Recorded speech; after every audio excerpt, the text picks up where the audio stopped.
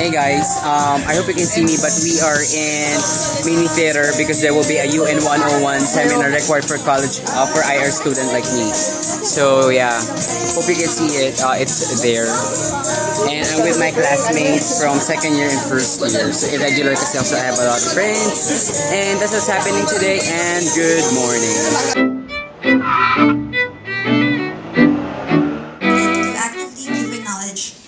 International Relations students regarding culture, environment, peace, and unity. We want every student to achieve his utmost potential by conducting lectures and forum. Our task is to make it possible. Our dear participants, on behalf of the LP UNESCO Club, We have 4 pick 1 word short like quiz, just in regards to the topic. And we have Yas and Moj for 159. Ikaw na. Tom, ikaw. Ikaw na. Wow, ikaw daw ba? Chera. 4, 5, 6. Apat pa. Okay na. Sige, okay na lang yun. Pwesto tayo sa likod. Kung sino makakasagot, may premyo Halika kay Ernesto. Kay Ernesto. Ayun ano mo talaga? Moj. Moj. Pero dito tayo sa likod. Yan. Ano ang sagot? Italy. Ano nga ba ang sagot? Ipakita!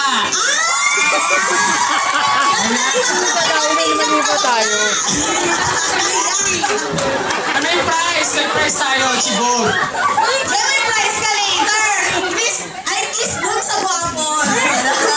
Yan. Yung mga iskay na tita dyan, walang manguna-una dyan. Diyan kayo sa gitna. Diyan kayo sa gitna.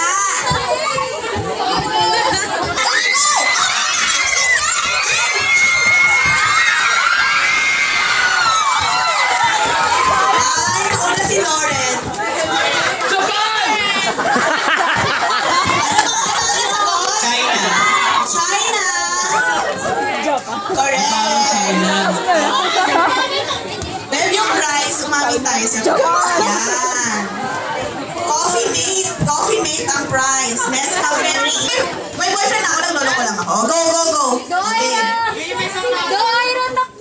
Number, sino ba? Dinamba siya. Question number 3, go! Nasa na, umamin. Go, Yas!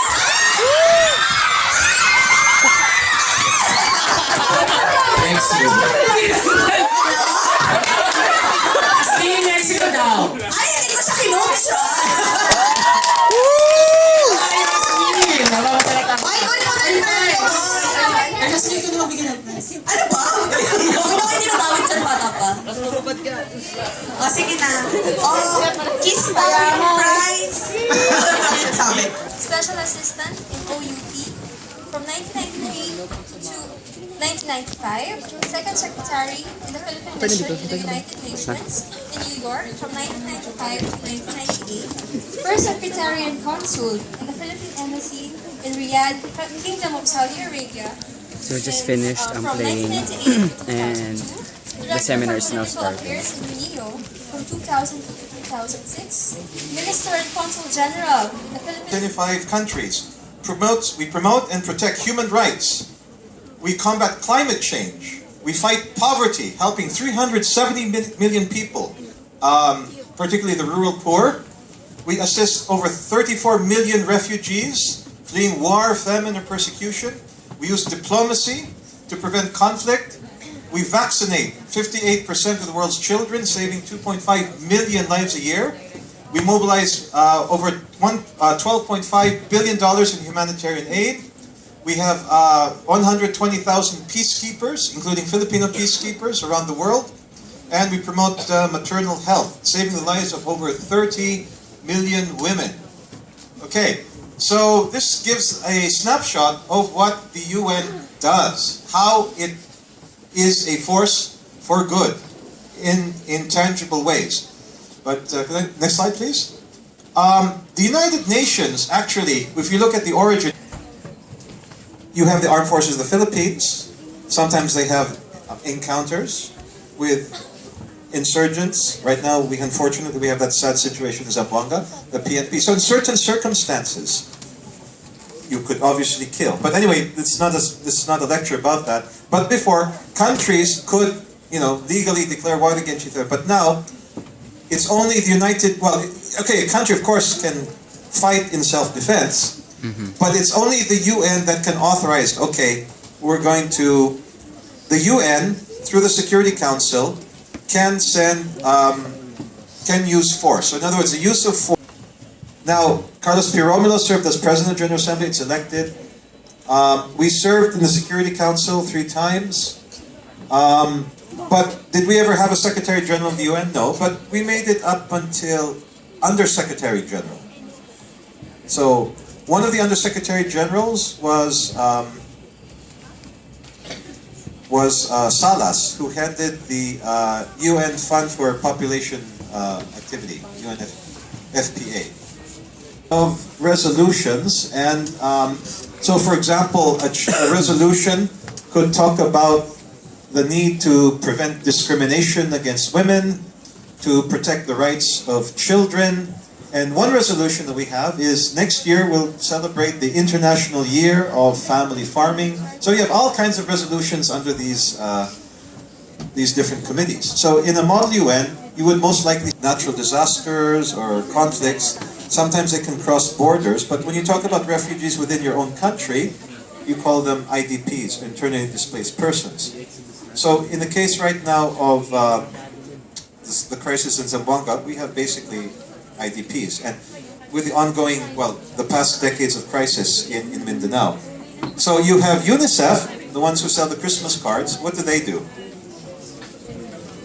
United Nations International Children's Emergency Fund, which basically not really so much the UN, but the individual countries making up the UN. So the main responsibility lies with the countries themselves, the states, the member states of the UN. The UN organization, meaning like the World Health Organization, they're just support. But you really have to talk about, in our case, the Department of Health. And as you may know, many of the powers of the Department of Health were devolved to the local government unit. So that question really is best thrown at the Philippine government. What are we doing about you're referring to the spike in population growth? But one curious thing about population growth is that in the developed countries, population growth has declined to the extent that they have a real problem. They don't have enough people. And you have a spike in the ratio of older people to younger people. So the Philippines, we're very proud now. We have the highest growth rates, economic growth rates in Southeast Asia, and even East Asia. I think we're on par and even beating China. We've always had traditionally the most fertile population growth rates. So, but in a way, one interesting thing about this is that as the Western countries are graying, there is opening for you, younger people. Of course, we need you at home, but migration would always be a reality. So again, your question is an excellent one, but there's so many aspects to it. But yeah, it's going to be a struggle. How do you cope up? Hey guys, so we just finished the forum, and it was a very informative forum, and I really like it. So right now, after the intermission number, we have games. Again. Yeah. Wait. Okay. So Pinoy Henyo naman daw. May 4 picks in Pinoy Henyo again.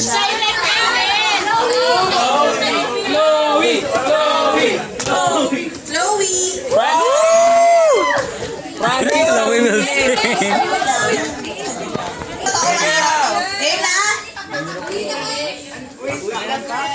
Wait, ready? Get 1 minute lang ha. Pag di ka nasagot, kiss kay Moses. Okay. Okay. Ready?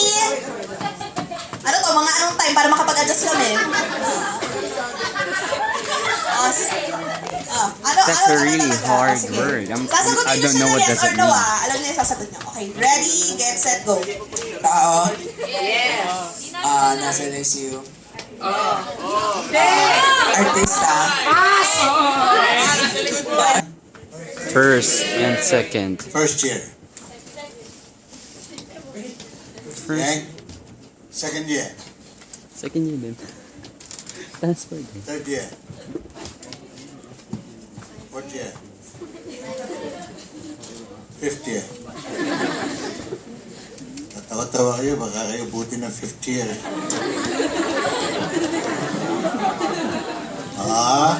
Di ba? First year. Are you okay? Yes. Are you, you haven't changed your mind about changing course? No.